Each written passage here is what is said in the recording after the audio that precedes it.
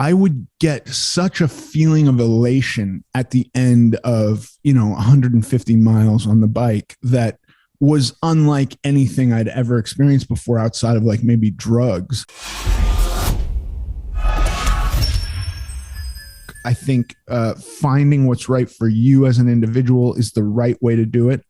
But for me, the thing that I've put the most effort into is moderation. And that includes sometimes cutting myself some slack and at other times being really disciplined with my behavior. It's a balance. And I think it's funny. It's gotten to the point now where people think you have an eating disorder if you eat healthy. I've been told all the time, you have an eating disorder. What? I go with my friends and we'll have a party and they'll bring in chips and candies and junk, lots of it. And I'm like, we're all drinking here. I'm going to have some popcorn. You're going to eat your chips. And the eating disorder, because I'm eating popcorn and I care about my health, I'm drinking the alcohol. I'm clearly drunk here, but yet I have an eating disorder because I don't want the extra calories because I still want to be under 10%. It's not an eating disorder to be healthy. I don't know where they get that. I have balance. Like if my girlfriend orders a pizza, I might have one slice and she'll eat the rest. And it's like, I don't want to eat the whole pizza. It's like, do you have an eating disorder because you don't eat the whole pizza? I'm like, no, I care about my health disorder. Is that bad? Like, I don't understand how people don't relate to what I think is normal to be healthy. Yeah, but I just think that as we grow fatter and fatter as a continent, that these things are going to be judged differently. The barometer or the parameters for what the disorder was has moved significantly because a lot of this stuff is based on statistical analysis. And so 50 years ago, obesity was far less. So it was not the norm. Now it's far more. So I think more and more the people who are actively trying to be healthy will be considered a disorder because it goes away from the norm. It's a bizarre place to find ourselves in today. And years ago growing up, because I'm old now, I'm 46, it was only women that had eating disorders. Like no one would talk about it. Could a man have an eating disorder? Now, every second guy has body dysmorphia or binge eating disorder. I'm like, to me, binge eating disorder, it's a disorder for some, but it's not a disorder if you just eat a lot. Like if I go to a buffet and I can't stop eating, I don't have a disorder. It's just the food tastes freaking good and I'm eating it.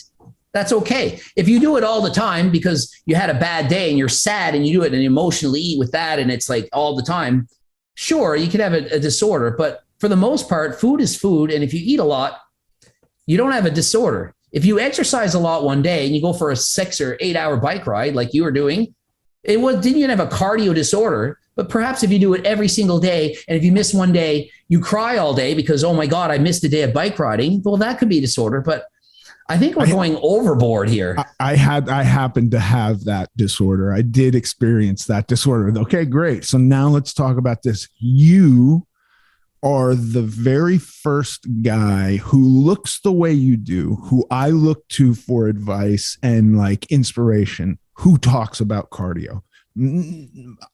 I don't think many other guys that are as built as you are advocates for cardio.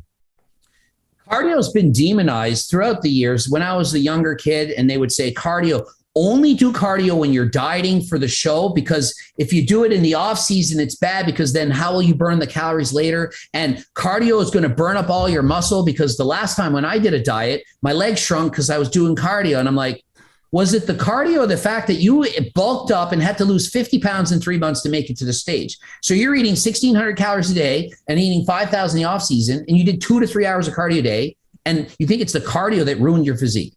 I'm here racing bikes and I'm doing triathlons and I look pretty good all the time. And then I do my show and I don't lose muscle from doing this cardio. So I don't believe that's a problem. Now, I do believe you can do too much cardio if you're doing too much.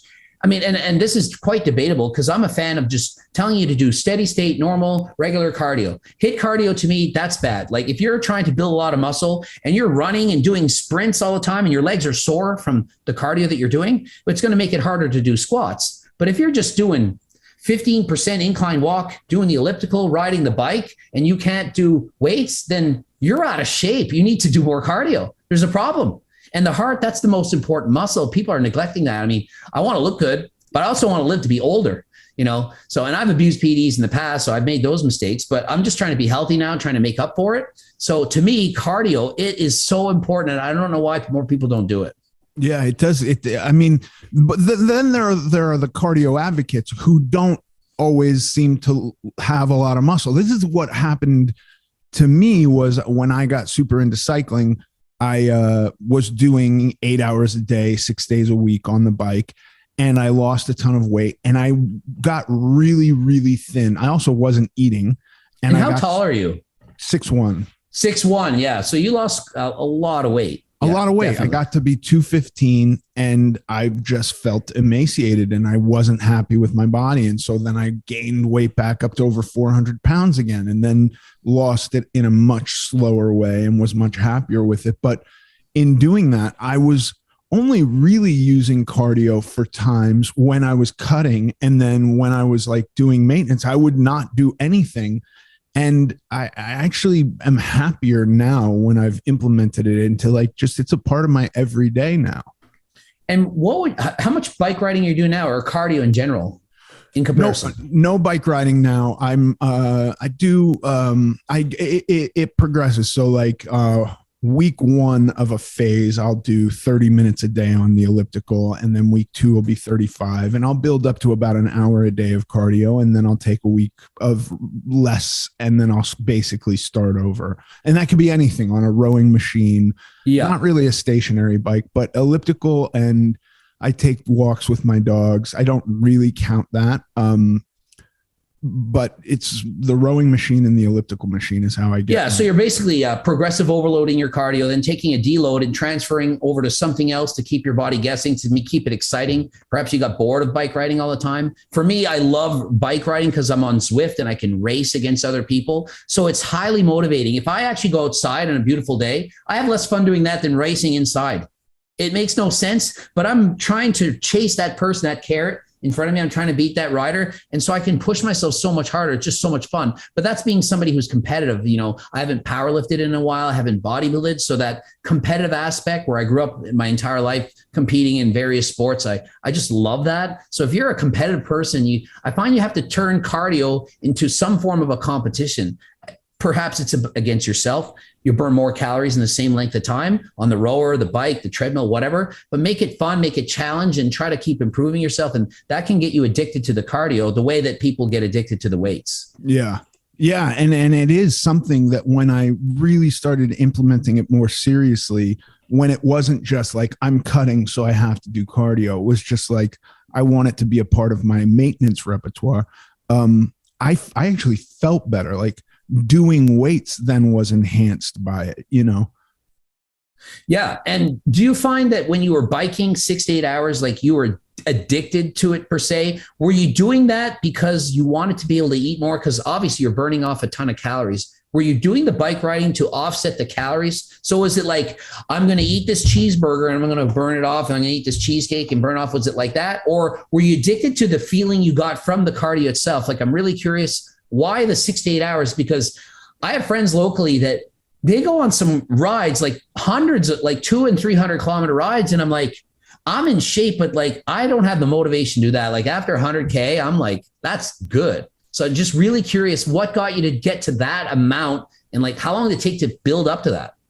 It was, I had been doing a job for a number of years and progressively gaining weight while doing this job. And then the job ended. And so I woke up one morning, like, I should start figuring out how to lose weight again. And I got on a beach cruiser, and we lived on the side of a mountain. And I just rode my beach cruiser up to the top of the mountain and rode around the top of this mountain, and was like, that was actually pretty fun. I'm going to start doing this. So it was very gradual. I then graduated just to, it wasn't a road bike, but it was like a hybrid, like mountain street bike kind of a thing. And then I rode that around for a while. And then I was like, I'm going to get into it. I'm going to get cleats, and I'm going to get a road bike, and I'm going to try spandex and all of this.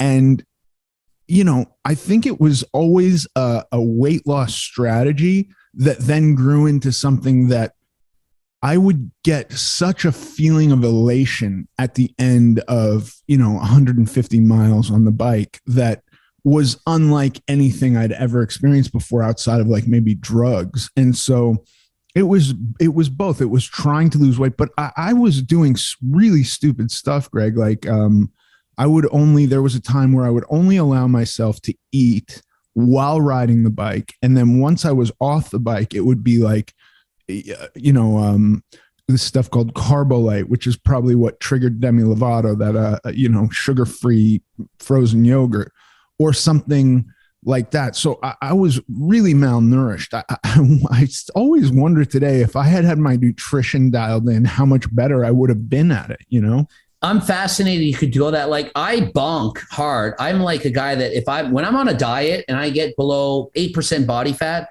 I love bike riding. I had to cut it out for my last show. I had to cut it out because I got out 30 minutes and I'm like, I'm just going to do an hour. No problem. 30 minutes. I'm going all right.